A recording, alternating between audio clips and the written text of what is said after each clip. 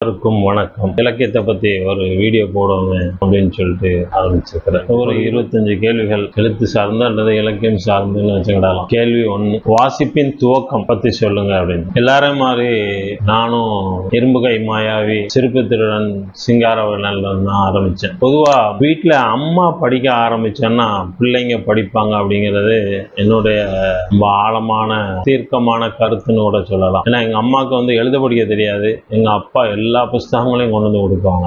எங்க வீட்டுல எல்லா வகையான வார இதழ், மாத இதழ் எல்லாமே இருக்கும். அது எங்க அம்மா படிக்க ஆரம்பிக்கிறப்போ நானும் வேற வழி இல்லாம எங்க அம்மா கூட சேர்ந்து புஸ்தகங்களை வாசிக்க ஆரம்பிச்சேன். இப்படிதான் வாசிப்ப ஆரம்பிச்சது. அதுக்கப்புறமா எங்க வீட்டுக்கு எதிர்த்தாப்புல போலீஸ் காலனி இருந்தது. அதுக்குள்ள ஒரு பாய்ஸ் கிளப்னு ஒரு கிளப் இருந்தது. லைப்ரரி, கேரம் போர்டு, கபடி எல்லாம் விளையாடுவோம். அங்க புஸ்தகங்கள் எடுத்த அப்புறமா வாசிக்க ஆரம்பிச்சேன். இப்படிதான் என்னோட வாசிப்பு ஆரம்பமாச்சு. முதலாக எழுத துவங்கியது எப்போது? கேள்வி 2. சின்ன வயசுல இந்த லீவு நாள்ல என்ன செய்வோம் அப்படின்னா, பழைய நோட்ல புகைப்படங்களை எடுத்து கட் பண்ணி அதுல ஒட்டி அதுல சினிமா பாடல்கள் வரிகளை, புகைப்படத்துக்கு பொருத்தமான பாடல் வரிகளை அதுல எடுத்து எழுத ஆரம்பிச்சேன். இப்படிதான் ஆரம்பிச்சது. பலருக்கும் துவக்கத்துல எழுத்தோட கருப்பொருள் பெண்ணா தான் இருக்கும் அப்படின்னு நான் நினைக்கிறேன். எனக்கும் அப்படிதான் இருந்தது. சினிமா பாடல்கள், அதுவும் குறிப்பா எம்ஜிஆரோட பாடல்கள்ல ஆசைக்கு ஆசை வச்சேன், நான் அப்புறம் தான் காதலிச்சேன், சாட்சி சொல்லு வெண்ணிலவே போய் தூது சொல்ல மாட்டாயோ அப்படின்னு சொல்லிட்டு ஒரு 2-4 வரி, அதுக்கீழ ஒரு நீர் அலையில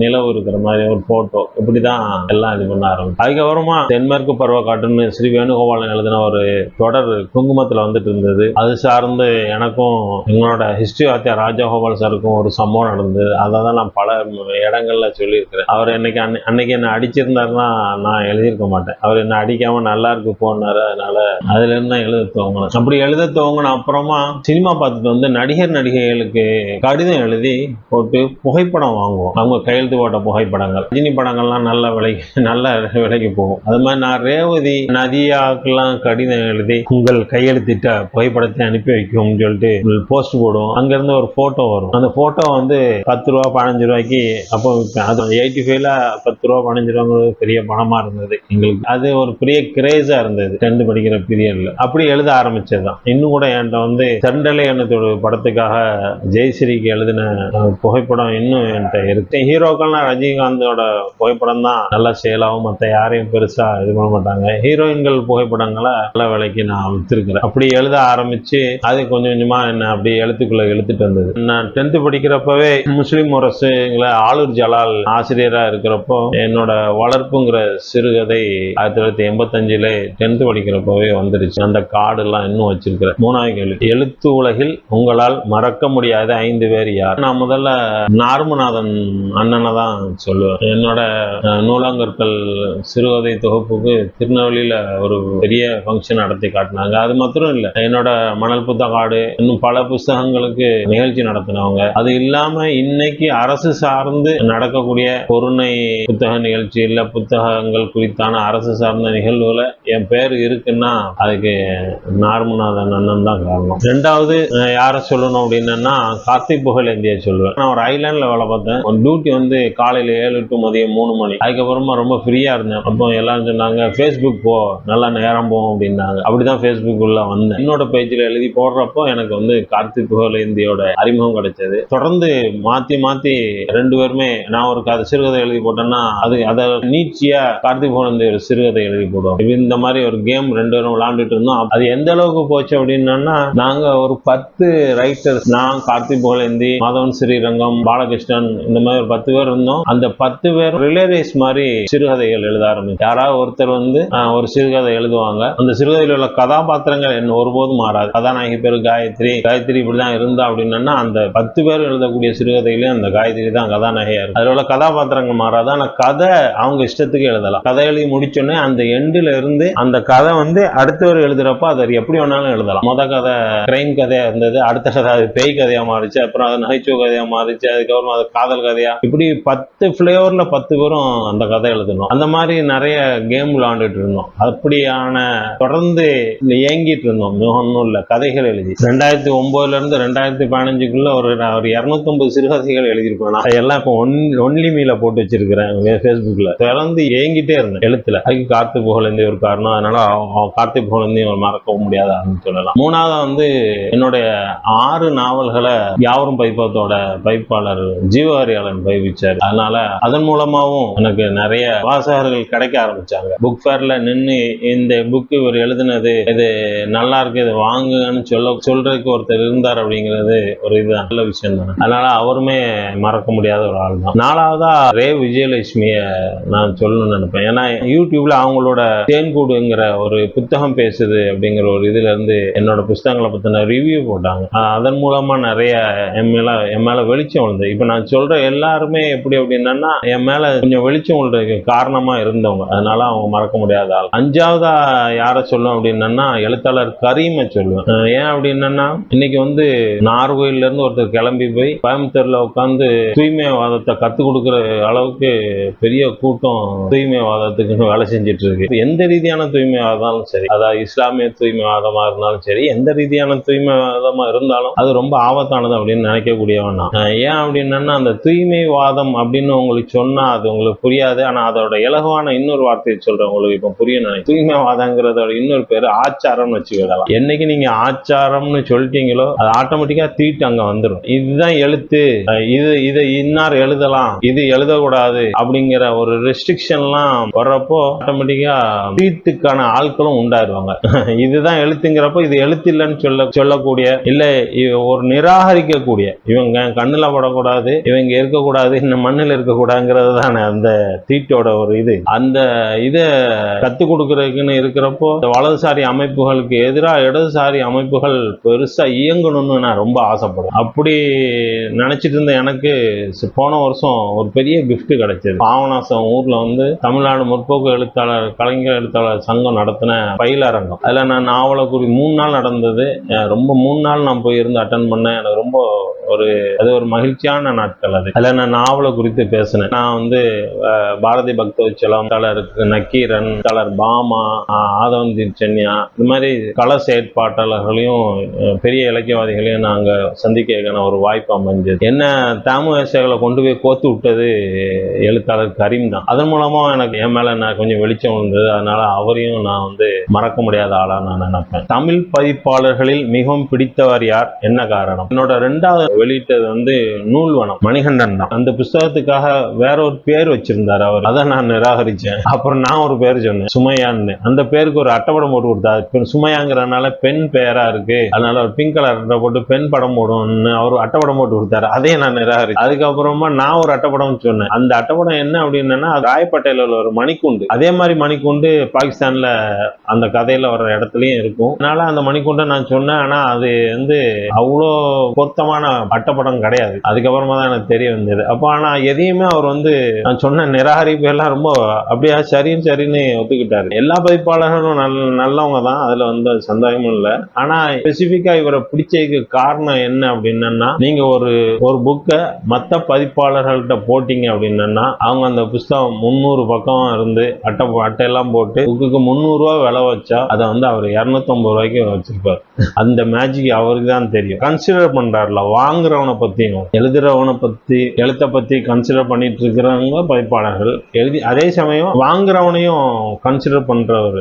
புத்தகத்தோட விலையை லீஸ்ட் பிரைஸுக்கு கொடுக்க முடியுமோ அதுக்கு கொடுக்கணும்னு அவர் முயற்சி செய்வார். அதனால அவர் எனக்கு ரொம்ப பிடிக்கும். நூல்வனம் பதிப்பகம் மணிகண்டன். இலக்கிய உலகில் யாரையாவது மிஸ் பண்றதா உங்களுக்கு தோணுதா? தலைவர் அர்ஷி அவர் ரொம்ப மிஸ் பண்ணார். அவர் என்னோட முதல் சிறுகதை தொகுப்புக்கு அணிந்துரை எழுதியிருப்பாரு. அதுல 2015 இருந்து எனக்கு நல்ல பழக்கம் இருந்தது. அவர் நிறைய நாவல்கள் எழுதியிருக்காரு, மொழிபெயர்ப்பு எழுதியிருக்காரு. தராசு, கழுகு, நக்கீரன் வந்த காலங்கள்ல அவர் வந்து பொலிட்டிக்கல் ஜேர்னலிஸ்டா இருந்திருக்காரு. அவர் வெறும் ஜேர்னலிஸ்ட் வேற, பொலிட்டிக்கல் ஜேர்னலிஸ்ட் வேற. அப்போ பொலிட்டிக்கல் ஜேர்னலிஸ்டா இருந்து அவர் நிறைய விஷயங்களை செஞ்சு பார்த்தார். இந்த தென் மாவட்டங்கள்ல அந்த அசை முடிஞ்சா வாங்கி வாசிச்சு பாருங்க. ரொம்ப அதை வெளியிட்ட வந்து கார்த்தி போலந்தி தான். ரொம்ப அருமையான புத்தகம். அவர் இருந்திருந்தாருன்னா 50 பொலிட்டிக்கல் கிரைம் நாவல் எழுதியிருக்கலாம். அவ்வளோ கண்டென்ட் குடோன். நாங்க அடிக்கடி இப்படி சார்ந்து பேசும்போது முட்டிக்குவோம். ஆனாலும் அவருக்கு உரிமையோட சண்டை போடக்கூடிய ஒருத்தரா இருந்தார். எவ்வளவு முரண் இருந்தாலும் நாங்க வந்து தொடர்ந்து பேசுவோம். அவர் எனக்கு சில விஷயங்கள்லாம் இப்படி செய்ய அப்படி செய்யும் பாரு, நான் அதை செய்ய மாட்டேன், அதை மிஸ் பண்றேன். நாங்க 2 பேருமே தர்க்கம் பண்ணுவோங்கிறதுனால அவரை ரொம்ப மிஸ் பண்றேன். இன்றைய தமிழ் இலக்கிய உலகில் உங்களுக்கு மிகவும் பிடித்த 5 ஆண் எழுத்தாளர்கள். எனக்கு பிரபு தர்மராஜ் ரொம்ப பிடிக்கும். நகைச்சுவை எழுதுறது அவ்வளவு சுலபமான விஷயம் கிடையாது. அவர் வந்து நகைச்சுவை மாத்திரம் இல்லை, ஒரு வட்டார வழக்க வந்து பொது வழிக்கு இன்னும் வேகமா இழுத்து கொண்டு வந்தவர்னு கூட சொல்லலாம். கன்னியாகுமரி ஸ்லாங்க வந்து பிரபு தர்மராஜ் எழுதின எல்லாத்தையும் அது வந்து ஒரு நகைச்சுவை உணர்வு அங்கதம் உள்ளது அப்படின்னு அது எல்லாரும் வாசிக்கிறாங்க. அப்படிங்கிறதுனால அவர் வந்து ஒரு எழுத்தாளனோட முத ஆசை என்னது, எல்லாரும் என்னோட வாசிக்கணும், எல்லாரும் வாசிக்கணுங்கிறது தான் அவனோட முத ஆசையா இருக்கும். எல்லாரும் வாசிக்கணுங்கிறதுக்கான வேலையை, வாசிக்க வைக்கிற வேலையை பிரபு தர்மராஜ் செய்யறதுனால எனக்கு பிரபு தர்மராஜ எனக்கு ரொம்ப பிடிக்கும். ரெண்டாவதா சத்யபெருமாள் பாலுச்சாமி எனக்கு ரொம்ப பிடிக்கும். ஏன்னா கண்ணை தெரிபாடுகிறாள்லாம் வந்து வெறித்தனமான புத்தகம். ரொம்ப ஸ்பெசிபிக்கா திட்டமிட்டு இந்த வரலாற்றை புனைவு எழுதி பூசி முழுகிறப்போ இல்ல அப்படின்னு சொல்லிட்டு இந்த உதறி உண்மையை எடுத்து போடுறது இருக்குல்ல, அது ரொம்ப பெரிய விஷயம். எனக்கு வந்து சத்யபெருமாள் பாலுச்சாமி வந்து எனக்கு ரொம்ப பிடிக்கும். மூணாவதா எனக்கு வந்து செண்பாலனை ரொம்ப பிடிக்கும். அவரோட அந்த ஆல்டோ கதைகள்லாம் ரொம்ப நல்லா இருக்கும். எல்லாரையும் வாசிக்க வச்சிடணுங்கிறதுல அவரும் ஒரு பெரிய முனைப்பா இருப்பாரு. அதனால எனக்கு அது ரொம்ப பிடிக்கும். நாலாவதான் வந்து நரேன், நானும் தூத்துக்குடிக்காரன் அப்படிங்கிறதுனால எனக்கு வந்து நரேனோட எழுத்துல என்னோட ஊரை பத்தியும் நான் அதை வாசிக்கிறப்ப ரொம்ப நான் வந்து கொஞ்சம் நெருக்கமா நான் உணர்ந்தேன். அதனால எனக்கு நரேனும் ரொம்ப பிடிக்கும். ஹரிசங்கரோட எழுத்துக்கள்லாம் ரொம்ப நல்லா இருக்கும். மெனக்கெடுறதுன்னு இருக்குல்ல, அந்த மெனக்கடல் வந்து இந்த 5 பேர்ட்டையும் இருக்கும். பிரபு தர்மராஜ், சத்யபெருமாள் பாலுச்சாமி, செண்பாலன், நரேன், ஹரிசங்கர், இந்த 5 பேருமே மெனக்கெடுவாங்க எதையாவது செய்யணும் அப்படின்னு சொல்லிட்டு. ரெண்டாவதா கொஞ்சம் புதுசா ஏதாவது எழுதி பார்த்துடணும்னு நினைப்பாங்க. மூணாவதா அவங்கவுங்க அதுல ஒரு அவங்களுக்கான ஒரு ஃபிளேவர் இருக்கு. அதனால எனக்கு இந்த 5 பேரையும் ரொம்ப பிடிக்கும். நானும் எல்லாருமே என்ன செய்யறாங்க அப்படின்னா, இன்னுமே திருசூலத்துக்கும் நீதிக்கு தலைவனுக்கும் விமர்சனம் எழுதுனா எவ்வளவு மோசமானதா இருக்கும். அத மாதிரிதான் இன்னும் காணாசும் எல்லாம் எழுதுங்க, பழைய எழுத்தாளர்களை எழுதுங்க. ஆனா புது எழுத்தாளர்களை பத்தி பேசவே கூடாதுன்னு வாய்மூடி இருக்கிற ஒரு கோபம் இருக்குல்ல. அதனால ஏன்னா வந்து ஸ்பெசிபிக்கா புது எழுத்தாளர்களோட எழுத்தை தான் வாசிக்கணும்னு வம்படியா வாசிட்டு இருக்கிற ஆளு. அதனால இந்த 5 பேரும் எனக்கு ரொம்ப பிடிக்கும். இன்றைய தமிழ் இலக்கிய உலகில் உங்களுக்கு மிகவும் பிடித்த 5 பெண் எழுத்தாளர்கள். எனக்கு தமயந்தி எழுத்து எனக்கு ரொம்ப பிடிக்கும். ரெண்டாவதா பாலைவன லாந்தர் எழுதின எழுத்தெல்லாம் ரொம்ப நல்லா இருக்கும். இன்னும் மெனக்கட்டாங்கன்னா அவங்க வந்து காயில் பண்ணத்தோட சாலிடு ஸ்லாங்கோட ஒரு மொத்த நாவலையுமே அவங்களால எழுத முடியும். நல்லா எழுத்து அவங்களோட. மூணாவதா வந்து நஜிமா ரசாக். இன்னைக்கு அவங்க வந்து தொடர்ந்து மெட்ராஸ் பேப்பர் அதுலலாம் அவங்க எழுதிட்டு வர்றாங்க. நிறைய விஷயங்கள் எழுதுறாங்க, நிறைய அப்சர்வ் பண்றாங்க. அதனால அவங்க எழுத்து எனக்கு ரொம்ப பிடிக்கும். நாலாவதா எனக்கு வந்து லதா அருணாச்சலம், அவங்களோட எழுத்துமே நான் வந்து வாசிச்சிருக்கிறேன். ரொம்ப நல்லா இருக்கும். ரொம்ப ஸ்பெசிஃபிக்கா இன்னும் நான் சொல்லணும் அப்படின்னா எனக்கு வந்து 5வதா வந்து நிவேதிதா லூயிஸோட எழுத்து எனக்கு ரொம்ப பிடிக்கும். அவங்களுமே என்ன மாதிரி எதையாவது தேடி பிடிச்சி எடுத்து இவனுக்கு சொல்லி இவனை திருத்திர மாட்டோமா அப்படின்னு நினைக்கிற ஆளு. அதுக்காக ரொம்ப மெனக்கடுறாங்கல்ல. அந்த விஷயங்கள் எழுதுங்கிறது, எழுத்து எல்லாம் எழுதுறது, டெக்ஸ்ட் பிளஸர் மாத்திரம் எழுதுறது அப்படிலாம் இல்லாம அதை தாண்டி இவனுக்கு எதையாவது சொல்லணும்னு நினைச்சு வேலை பார்க்கறாங்கல்ல. மனிதர்கள் சமமானவர்கள், இவங்களுக்குள்ள எந்த விதமான ஏற்றத்தாலும் கிடையாது அப்படிங்கிறத சொல்றதுக்காக எதையாவது எழுதி அதுக்கு மெனக்கட்டு அதுக்கு தேடி தேடி அலைஞ்சு அந்த தகவல்களை சேகரிச்சு அதை எப்படியாவது எழுத்துல கொண்டு வந்து இவனுக்கு சொல்லிடணும் அப்படின்னு எடுக்கிற அந்த முனைப்பு வந்து எனக்கு ரொம்ப பிடிச்ச விஷயம். தமயந்தி, பாலைவன லாந்தர், நஜிமா ரசாக், லதா அருணாச்சலம், நிவேதிதா லூயிஸ், இந்த 5 பேரும் எனக்கு மிகவும் பிடிச்சவங்க. யாரை சந்தித்து ஒரு நாள் முழுக்க பேச விரும்புகிறீர்கள்? எனக்கு சரவண சந்திரனை பார்த்து ஒரு நாள் முழுக்க அவர் கூட இருந்து, அதுவும் அவரோட தோட்டம் இருக்குல்ல பழனியில, அங்க போய் உட்கார்ந்து ஒரு நாள் முழுக்க மிகவும் பிடித்த விமர்சனம் அல்லது நாவல் குறித்த திறனாய்வு எழுதியது யார்? குறிப்பிட்டு சொல்லணும் அப்படின்னா எனக்கு பேராசிரியர் ரமேஷ் பிலாலி எனக்கு சொல்லணும். அவர் வந்து திருச்சியில கல்லூரியில தமிழ் பேராசிரியரா இருக்காரு. மசினக்குடின்னு ஒரு பிளாக் வச்சு எழுதியிருக்காரு. 5 புத்தகங்களுக்கு மேல இஸ்லாமிய சூஃபிசம் பத்தி டீட்டெயிலா எழுதக்கூடியவர். அவர் வந்து எனக்கு மணல் பூத்த காடு நாவலுக்கு வந்து 56 பக்கத்துக்கு விமர்சனம் எழுதியிருந்தார். ஒரு எழுத்தாளருக்கு அது ஒரு பெரிய சந்தோஷமான விஷயம் தான். நான் எதெல்லாம் எழுதின கண்டடைஞ்சு அதை இன்னும் அவர் விரிவா எக்ஸ்பாண்ட் பண்ணி பேசுறப்போ பெரிய சந்தோஷமா இருந்தது.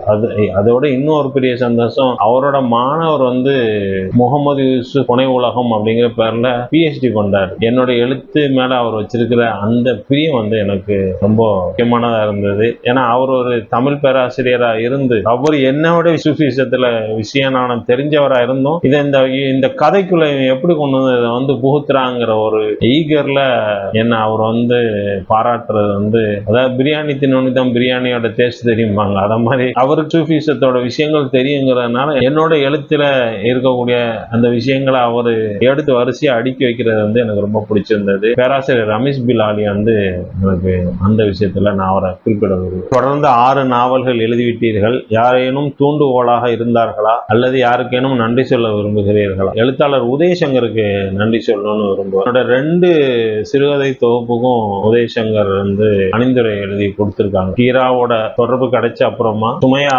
வாசிச்சுட்டு பேசிட்டு இருக்கிறப்போ குடும்பத்தை பத்தி நான் பேச்சு வந்துச்சு. அப்போ எங்க தாத்தா கோயில்பட்டி தான் அப்படின்னு நான் சொன்னேன். உதயசங்கர் நான் கோயில்பட்டிங்கிறதுனால தாத்தா யாரு என்ன ஏது அப்படின்னு விசாரிச்சாங்க. அப்புறம் எங்க தாத்தா பத்தி சொன்னோன்னே, தாத்தாவாது நீ உங்க தாத்தாவை பத்தி இல்ல நாவல் எழுதணும், தாத்தாவை பத்தி நாவல் எழுத அப்படின்னு சொன்னாங்க. நான் சொன்னேன், வாழ்ந்து கட்ட குடும்பம் கதை நிறைய வந்துருச்சு, அத நானும் திரும்ப எழுதணுமா, அதை எழுத விருப்பம் இல்லை அப்படின்னு. இல்ல உன்னோட எல்லா சிறுகதையிலையும் ஒரு நாவலுக்கான நீட்சி இருக்குது, நீ நாவல் எழுது அப்படின்னு சொல்லிட்டு என்ன நாவல் பக்கம் கொண்டு திருப்பினது உதயசங்கர் அண்ணன் தான். அதனால எழுத்தாளர் உதயசங்கருக்கு நான் நன்றி சொல்ல விரும்புகிறேன். இலக்கியம் பேச தோதுவான ஆட்கள் என உங்கள் நெருங்கிய நண்பர்கள் வட்டம் ஏதும் உண்டா? அமீரகத்துல இருக்கிற வரைக்கும் சுபான் அண்ணன் தான் கூட தான் பேசிட்டு இருக்காரு. அவர் ஒரு ஸ்டெல்லா புருஷோட தீவிர ரசிகர், தீவிர வாசிப்பாளர். காரை எங்கேயாவது சர்வீஸ் விட்டாருன்னா கூட காரை அங்க வாஷ் பண்ணிட்டு இருக்கிறப்ப இங்க வண்டியில பின்னாடி போட்டு இருக்கிற ஒரு புக் எடுத்து வாசிக்க ஆரம்பிச்சார். வாசிப்புல ஒரு தீவிரமான ஆளு. அதுக்கப்புறமா பிரபு கங்காதரன், அப்புறம் நெருடா, நாங்க 4 பேருமே சேர்ந்தா நைட்டு ஒரு 10 மணிக்கு ஆரம்பிச்சா விடிய காலையில ஒரு 4-5 மணிக்கு சரி தூங்குவோமான்னு தூங்குற வரைக்கும் கதை பேசுறதுன்னா இலக்கியம் பேசுறதுங்கிறது சிறுது வெளிச்சம்னு ஒரு சின்ன சிறுகதை இருக்கு. அந்த சிறுகதையை பத்தி 5-6 மணி நேரம் பேசணும். அது தொட்டு தொட்டு தொட்டு தொட்டு தொட்டு தொட்டு தொடர்ந்து 6 மணி நேரம் 7 மணி நேரம் வெறும் இலக்கியம் மாத்திரமே பேசுறது. அது மாதிரியான ஒரு நட்பு. பிரபுங்காரெல்லாம் ஒரு தீவிர வாசிப்பாங்க. அது மாதிரி நெருடா நான் ஃபிக்ஷன் எல்லாம் சிலதெல்லாம் தொடக்கூட முடியாது, அதெல்லாம் எடுத்து வாசிச்சுட்டு இருப்பாங்க. அப்படி ஒரு பெரிய கூட்டம் இருந்து முழு வரலாற்று நாவலையும் பிடிஎஃப்ல குமார் வாசிச்சு முடிச்சிருவாரு. வாசிச்சுட்டு அதை பத்தி மாத்திரமே உட்கார்ந்து பேசிட்டு இருப்போம். அது ஒரு பெரிய சந்தோஷமா இருந்தது. தூத்துக்குடி வந்தப்புறமா சுதாகர், அருணன், அன்பு, சுந்தர், கார்த்திக், அப்புறம் என்னோட நெருங்கிய நண்பனா இருக்கக்கூடிய டீ கடை சிராஜ், இவங்க எல்லாத்தையுமே வெறும் புஸ்தகங்கள் சார்ந்து மாத்திரமே நீண்ட நேரம் உரையாடக்கூடிய ஒரு நட்போட்டம் இருந்தது. ஒரு எழுத்தாளனுக்கு அது ரொம்ப தேவையான ஒண்ணுன்னு நினைப்பேன். ஏன்னா எழுத்து 3 வகையில இருந்து வரும். ஒண்ணு கற்பனை வளம். ஒரு வருஷத்துக்கு 1000 பேர் பிஏ இல்ல எம்ஏ தமிழ் லிட்டரேச்சர் படிச்சுட்டு வர்றாங்க. அவங்க எல்லாரும் சிறுகதையோ நாவலோ கற்று எழுதுறதா நான் கேள்விப்பட்டதில்லை. எல்லாரும் அப்படி எதுவுமே இல்லாம எழுத வர்றவங்க நிறைய பேர் இருக்காங்க. அதாவது சங்கீதம் கத்துக்கிட்டவங்க எல்லாம் பாடகர் ஆறது இல்ல, ஆனா பாடகர் ஆகணும்னு விருப்பம் எல்லாரும் பாடுவாங்க. அத மாதிரி எழுத வரணும்னு சொல்லிட்டு கற்பனை வளத்தோட எழுத வர்றவங்க நிறைய பேர். 2வது லாஜிக் ரொம்ப முக்கியம் ஒரு கதைக்கு அப்படிம்பாங்க. தர்க்கம். ஒரு கதையோட வித்து எது அப்படின்னா முரண் தான் கதையோட வித்து. அப்ப அந்த முரண் எப்படி சரியாகுது, அந்த முரணுக்கான ஒவ்வொரு கதாபாத்திரங்களோட தர்க்கம், அதில் இருக்கக்கூடிய லாஜிக், தர்க்கங்களில் இருக்கக்கூடிய லாஜிக், இதுதான் கதைக்கு ரொம்ப முக்கியமான. லாஜிக் இல்லை அப்படின்னா அந்த கதை வாசிக்க மாட்டோம். அப்ப அது 2வது முக்கியமான. 3வது எழுதுறவங்க கண்டிப்பா வாசிக்கணும் அப்படின்னு சொல்றது எதுக்குன்னா அந்த உள்ளுணர்வு அப்படிம்பாங்க. பார்த்தது, கேட்டது, படித்தது அப்படின்னு சொல்லிட்டு களப்பணி ஆட்டணும் ஒரு நாவலுக்காக அப்படின்லாம் சொல்றாங்கல்ல. அது ஒரு இடத்துக்கு போய் அங்க போய் அது என்னென்ன உண்மையா என்ன நடந்துச்சு, என்ன நடந்துன்னு ஒருத்தர் வாய்மொழியா கேட்கறது, அதாவது கற்பனை, லாஜிக்கு, உள்ளுணர்வு, இது எல்லாம் சேர்ந்து ஒரு நல்ல மொழிச்செறிவு நடை இருந்துச்சு அப்படின்னா ஒரு நல்ல படைப்பு வந்துடும்.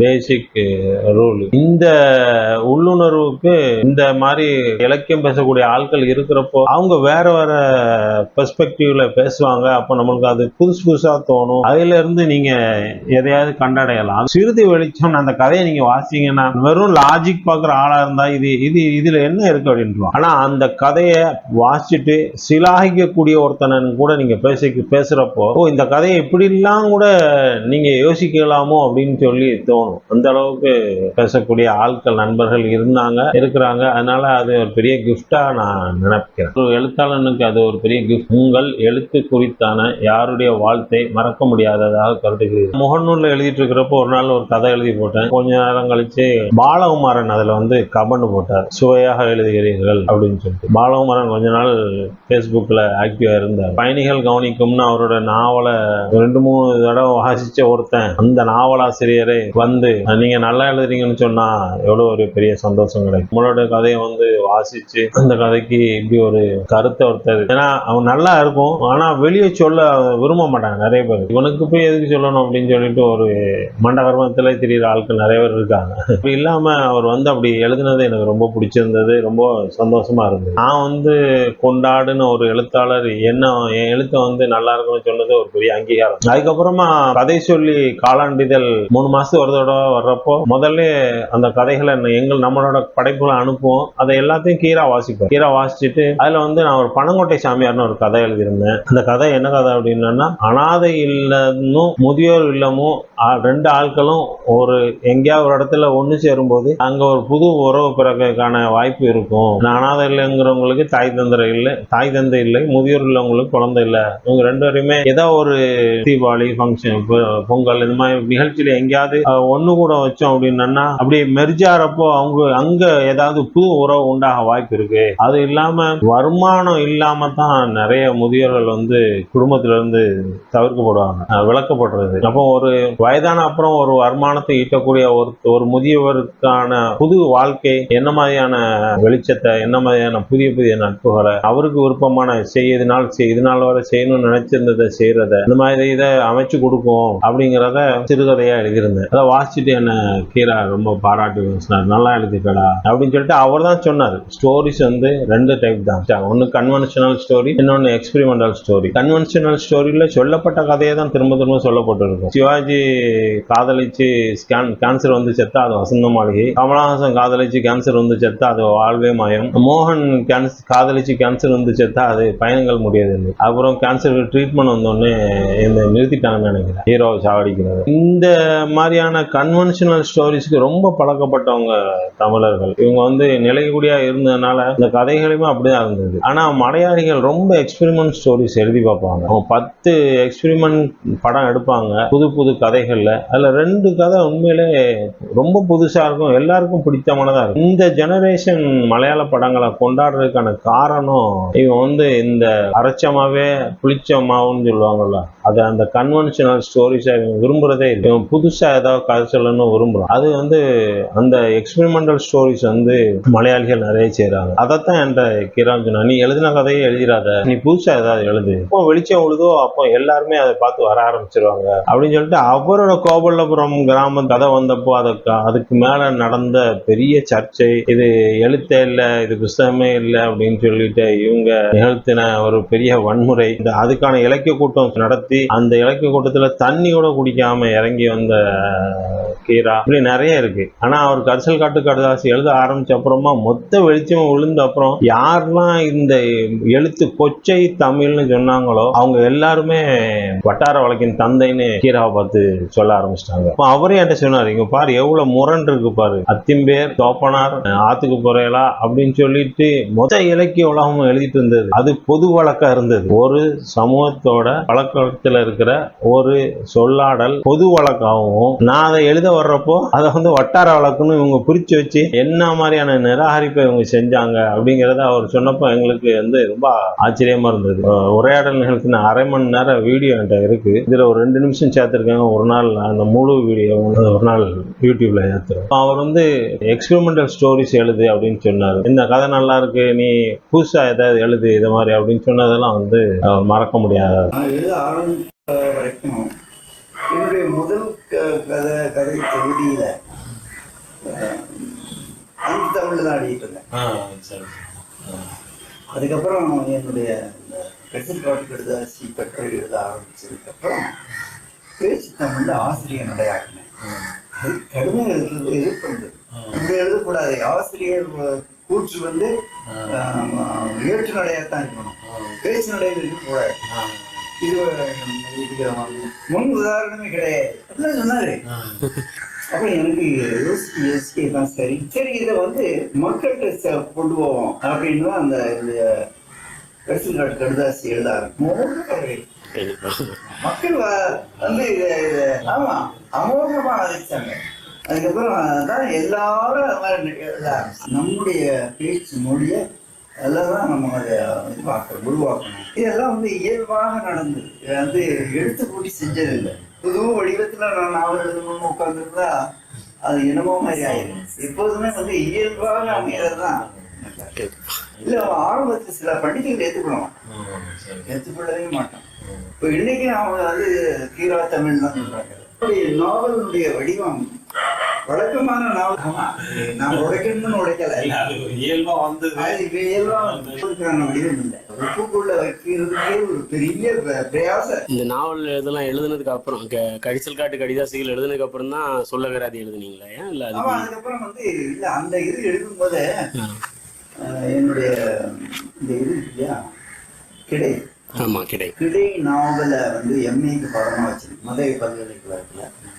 அப்புறம் தற்செயலாக அங்கே வேற ஒரு ஜோதிக்கு போகும்போது நான் வந்திருக்கேன்னு தெரிஞ்ச உடனே அந்த பேராசிரியர்லாம் என்னை வந்து பார்த்து இந்த மாதிரி உங்கள் நாவல் பாடமாக வச்சுருக்கோம் திருமாவளை, மாணவர்கள்லாம் உங்களை வந்து பார்க்கணும்னு சொல்கிறாங்க, எங்களுக்கும் உங்களோட சில விஷயங்கள்லாம் பேசுவாங்க. அந்த யூனிவர்சிட்டிக்கு போனேன். அப்புறம் வந்து இந்த மாதிரி இந்த வார்த்தைகளெல்லாம் எங்களுக்கு வழங்க மாட்டேங்குது. நீங்கள் ஏன் வந்து ஒரு இந்த இதுக்கு ஒரு சொல்ல வராத மாதிரி செய்யக்கூடாது அப்படின்னு அவங்க தான் முதல்ல அப்புறம் வந்து எனக்கு தெரிஞ்சது. அப்புறம் என்னுடைய இந்த இதெல்லாம் சேகரித்து அது கோட்டையை நல்லா உதவி பண்ணார். இலக்கியம் சார்ந்து உங்களை மிகவும் வருத்தப்பட வைத்த சம்பவம் என ஏதும் உண்டா? நிறைய இருக்கு. ஒரே ஒரு விஷயத்த நான் சொல்லணும்னு விரும்புறேன். அபிநயா ஸ்ரீகாந்த்னு இருக்காங்க, 7 ராஜாக்களின் தேசம்னு ஒரு புக் எழுதியிருக்காங்க. அவங்க வந்து மதிமுகம் டிவியில வந்து 100 எழுத்தாளர்களை பேட்டி எடுத்தாங்க. பெரிய காமெடி என்னன்னா என்னையும் கூப்பிட்டு பேட்டி எடுத்தாங்க. அது ரெக்கார்ட் ஆகல சரியா, அதனால அந்த 100ல நான் கிடையாது. அதனால அந்த மாதிரி நிறைய நெக்லெக்ட் ஆன நிறைய பேரும் இருக்காங்க. நான் என்ன பேட்டி எடுக்கிறதுக்காக என்னோட நாவல்கள் இருந்து 3 நாவல்கள் வாங்கி அதை முழுக்க வாங்கி அதுல இருந்து கேள்விகளை தேர்ந்தெடுத்து 1 மணி நேரம் 1.5 மணி நேரம் பேட்டி அங்க நடந்தது. அப்போ 100 எழுத்தாளர்னா எவ்வளவு புஸ்தகங்க வாசிச்சிருப்பாங்க. அவங்கள்ட்ட ஒரு நேரம் பேசுறப்போ மென்டல் டிசார்டர் ஆயிடுவாங்க. அந்த மாதிரியான துன்பியல் கதைகள் வாசிக்கிறது இருக்குல்ல, அது உங்களை இன்னும் ரொம்ப துன்பப்படுத்தும்ல. இப்போ இந்த மாதிரியான ஒரு செயல் செய்யறதுக்காக இந்த அவங்க குடும்பத்துல இருந்து ஒரு பெரிய ஆதரவு கிடைச்சிருக்குமா? சரி என்னமோ செஞ்சுட்டு போறான்னு விடுவாங்களே தவிர அதுக்கான பெரிய வரவேற்பு ஒன்றும் கிடைச்சிருக்காது. அதை தாண்டி அவங்க படிக்கணும். அதுக்கப்புறமா அங்கே ஷூட்டிங் எடுக்க போறப்பவே மதிய முகம்ல அதுக்கான பெரிய டிஆர்பி ரேட்டிங்லாம் கிடையாது இல்லை. அதனால அதை யாரும் மைண்ட் பண்ணவும் மாட்டேங்காங்க. அதையும் அவங்க கன்சிடர் பண்ணல. எல்லாத்தையும் மீறி சொந்தமா அவங்க ஒருத்தரையும் ஃபோன் பண்ணி ரைட்டர் இந்த வாரம் நீங்க இந்த மாசம் நீங்க வர்றீங்களான்னு கேட்டு அவங்க புஸ்தகங்களை வாங்கி அதை வாசிச்சு அதுல இருந்து கேள்விகள்லாம் தேர்ந்தெடுத்து அதுக்கு மேக்கப் பண்ணி வந்து உட்கார்ந்து மொத்தமா 100 எழுத்தாளர்களை சாரு நிவேதிதா, சங்கர் நாராயணன், உதயசங்கர் மாதிரி ஆட்களை பேட்டி எடுக்கிறப்போ 50-100 புத்தகம் எழுதுனவங்கள குறைஞ்சது 5 புத்தகமாவது படிக்கணும். அதுக்கு ப்ரிப்பேர் பண்ணணும்ல. அப்படி ஒர்க் பண்ண ஒருத்தரை யாருமே கண்டுக்கவே இல்லை. இப்போ கூட பரவாயில்ல, ஒரு வாட்ஸ்அப் குரூப் உருவாக்கி வாசிக்க வச்சுட்டு வாசிக்கிறவங்களுக்கு ஏதாவது ஒண்ணு ஒரு காம்ப்ளிமெண்ட் கொடுக்குறாங்கல்ல, ஏதாவது ஒண்ணு ஒரு திரும்ப கூட கிளி போடாதவங்களுக்கு அரசாங்கமும் அமைப்புகளும் விருது கொடுத்துடுறாங்க. எல்லா செயலையுமே வணிகமாகவும் லாபகரமாகவும் ஆக்கணும்னு நினைக்கிறவங்களுக்கு இது ஒரு பெரிய பைத்தியகாரத்தனமாய் தோணும். சில நேரம் அந்த மாதிரி ஏதாவது நடக்கிறப்ப எனக்கு உண்மையிலே ரொம்ப வருத்தமா இருக்கும். இவ்வளவு ஸ்ட்ரெயின் பண்ணி வாசிச்ச ஒருத்தரை ரொம்ப ஒரு சமூகம் ரொம்ப ஈஸியா நெக்லெக்ட் பண்ணுது அப்படிங்கிறப்போ எனக்கு அது கொஞ்சம் ரொம்ப மனசுக்கு வருத்தமாயிருக்கு. இலக்கிய உலகில் கூறப்படும் காலத்தால் அழியாத காவியம் என்று சொல்லி மீது நம்பிக்கை உண்டா? எனக்கு அப்படி ஒரு நம்பிக்கை கிடையாது. எங்க வீட்டுல வந்து நிறைய புஸ்தகங்கள் அடுக்கி வச்சு இருக்கும். 1962 இருந்து வந்த புஸ்தகங்கள்லாம் பைண்ட் பண்ணி வீட்டுல வச்சிருப்பாங்க. எனக்கு ரொம்ப ஈர்ப்பா இருந்த ஒரு அட்டைப்படத்தை சொல்றேன். அப்படியே ஒரு பைண்ட் பண்ண புக்கோட அட்டைப்படம், ஒரு ஆனந்தோட அட்டைப்படம், முழுக்க வெள்ளையர்னு இருக்கு, பளிர்னு. ஒரு பக்கம் பைலட் பிரேம்நாத் சிவாஜி நடிச்ச படத்தோட ஸ்டில்லு, இன்னொரு பக்கம் சிவப்பு ரோஜாக்கள் கமல் ஸ்ரீதேவியோடது. அந்த அட்டைப்படம் வந்த பீரியட்ல இருந்து இருந்த புஸ்தகங்கள்லாம் கூட வீட்டுல கிழிச்சு பைண்ட் பண்ணி அம்மா எல்லா புஸ்தகங்களையும் வச்சிருந்தாங்க. அந்த மாதிரி சூழல்ல நான் வந்து ஜேஎம் சாலிய ஒரு புஸ்தகங்கள் மூலமா அறிகிறேன். ஆனந்தவுடன்ல ஒரு இணையாசிரியராக இருந்தாரு, அப்புறம் ஆசிரியராகவும் இருந்த காலங்கள் உண்டு. தமிழகத்து தர்காக்கள்னு ஒரு புஸ்தகம் எழுதியிருக்காரு ஜேஎம் சாலி. அது ரொம்ப பிரபலமான புஸ்தகம். அப்போ ஜேஎம் சாலி இப்போ யாருக்காவது தெரியுமா அப்படின்னு யாருக்குமே தெரியாது. இப்போ அறியப்படுதில்ல, காலத்தால் அழியாத காவியம்னு அறியப்படுற அந்த அந்த படைப்புல ஏதோ ஒரு அரசியல், ஏதோ மத அரசியலோ இல்ல ஏதோ ஒரு அரசியல் இருக்கு. அந்த அரசியலுக்காக அது கொண்டாடப்படுது, அது இங்க வரைக்கும் அந்த அரசியல் தான் அதை தூக்கி கொண்டு வந்திருக்கு அப்படிங்கிறது என்னோட கணிப்பு. எழுத்துக்காக ஒரு படைப்பை அப்படி செஞ்சதா எனக்கு தெரியல. எனக்கு அதன் மேல ஒரு பெரிய சந்தேகம் உண்டு. ஏன் அப்படின்னா, ஒரு 4-5 மாசத்துக்கு முன்னாடி இங்க உள்ளூர்ல உள்ள ஒரு அமைப்புக்காக அல்கெமிஸ்ட்ங்கிற ஒரு புஸ்தகத்தை வாசிச்சேன். எல்லாரும் அழிஞ்சிருப்பீங்க, பாவ்லா கோயில் எழுதுனது தி அல்கெமிஸ்ட்னு சொல்லிட்டு. அது பேரே தப்பு. அல்கெமிஸ்ட்ங்கிற அல்லுங்கிறதும் தீயும் ஒண்ணுதான். இப்ப அந்த புஸ்தகத்தோட பேரே தி கெமிஸ்ட்னு வருது. தி அல்கெமிஸ்ட் வரவே வராது ஒரு காலமும். தி கெமிஸ்ட் வரும், இல்ல வெறும் அல்கெமிஸ்ட் மட்டும்தான் வரும். தி அல்கெமிஸ்ட் எப்படி வச்சாங்கன்னு எனக்கு தெரியல. யாருமே அதை பத்தி ஒன்றும் சொல்லலையா, பேரே இவ்வளவு பெரிய தப்பா இருக்க, எப்படி இது இவ்வளவு நாள் யாரும் சொல்லலையா அப்படின்னு சொல்ல எனக்கு தோணும். அந்த கதையை முழுக்க வாசிச்சு முடிச்சப்புறம் எனக்கு ஒண்ணு தோணுச்சு, அது அமெரிக்கர்கள் ஒருவேளை கிறிஸ்தவத்துல இருந்து இஸ்லாத்துக்கு மாறிட்டு இருக்காங்க அப்படிங்கிறத கண்டறிஞ்ச அப்புறமா இல்ல நீங்க கிறிஸ்தவத்துல இருங்கன்னு சொல்றதுக்காக இந்த நாவல் எழுதப்பட்டுச்சோன்னு எனக்கு தோணும். ஏன்னா அது அப்படிதான் வரும். ஒரு பக்கத்துல இருக்கிற ஒரு இளந்த குளத்துல மரத்தையில ஒரு ஆட்டடியம் படுத்து தூங்குவான். அவனுக்கு அடிக்கடி கனவு வரும். கனவுல ஒரு புதையல் வரும். அந்த புதையல் எஜிப்துல இருக்குன்னு தோணும். அவன் இந்த புதையலை தேடி எஜிப்துக்கு போவான். எஜிப்துக்கு போன அப்புறமா அவனுக்கு தெரியும் அந்த புதையல் அவன் படுத்த அந்த இளந்த மரத்துக்கு கீழே தான் இருக்கு அப்படின்னு சொல்லிட்டு. இங்க எஜிப்துங்கிறது இஸ்லாத்தை குறிக்கும். ஏன்னா அவன் வர வழியில ஃபாத்திமாங்கிற ஒரு பெண்ணை கல்யாணம் பண்ணுவான். நீங்க இஸ்லாத்துக்கு பெண்களானாலும் கல்யாணம் பண்ணிக்கோங்க, ஆனா இஸ்லாத்துக்கு போகாதீங்கிறத நீங்க தேடுற அந்த புதையல் கிறிஸ்தவத்திலே இருக்குன்னு ஒரு குறியீடா சொல்றதுக்காக தான் இந்த நாவலை எழுதியிருக்காரோ அப்படின்னு சொல்லி எனக்கு தோணும். இந்த அடிப்படையில் இதை தொடர்ந்து ஒரு பேச்சு பொருளாக்கி காலத்தை அழியாத காவியமா மாத்துறாங்களோ அப்படின்னு சொல்லிட்டு எனக்கு ஒரு சின்ன சந்தேகம். அதனால எனக்கு அந்த சொல்லின் மேல பெரிய நம்பிக்கை கிடையாது. தொடர்ந்து ஏன் டாக்கு ஃபிக்ஷன் வகையான கதைகளையே எழுதுகிறீர்கள்? எழுத்துங்கிறது ஒரு அரசியல், எழுத்தே அரசியல் தான். கழுகுமலை கோயில் இருக்குல்ல, வெட்டுவான் கோயில், அந்த பழைய இதை எடுத்துட்டு இப்போ ஒரு பிள்ளையார் சிலை வச்சிருக்காங்க. அந்த சமண கோயில் பழமையானது, இந்த நிலம் மிக பழமையானது அப்படிங்கிறதுக்கு மிகப்பெரிய சாட்சி அந்த கோயில். கழுகுமலை வழியா நீங்க திருச்செந்தூர் வந்தீங்க அப்படின்னா உங்களுக்கு நீங்க தூத்துக்குடிய நெய்தல் நிலமாவே நீங்க பார்க்க முடியாது. அது முழுக்க முல்லையும் மருதமும் சேர்ந்ததா இருக்கும். அந்த மக்களோட கதை, அந்த வரலாறு, அதோட பின்னணி, இதெல்லாம் முழுக்க வேற ஒண்ணா இருக்கும். ரொம்ப ஆச்சரியமா இருக்கும் உங்களுக்கு. எல்லா பணப்பயிரும் விளைஞ்ச இடம் அந்த கழுகுமலை திருச்செந்தூர்.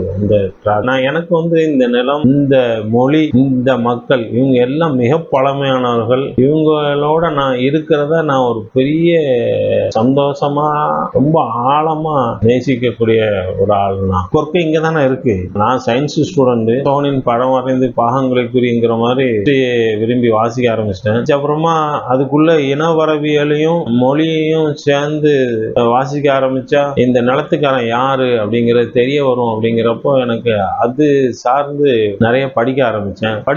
அப்புறமா இவங்க இந்த சின்ன உதாரணம் சொல்றேன், வேடன் ஹண்டர் தான், பேலியோதிக் பீரியட் அப்படின்னு வருது. ஹண்டர் தான், வேட்டைக்காரன் தான்.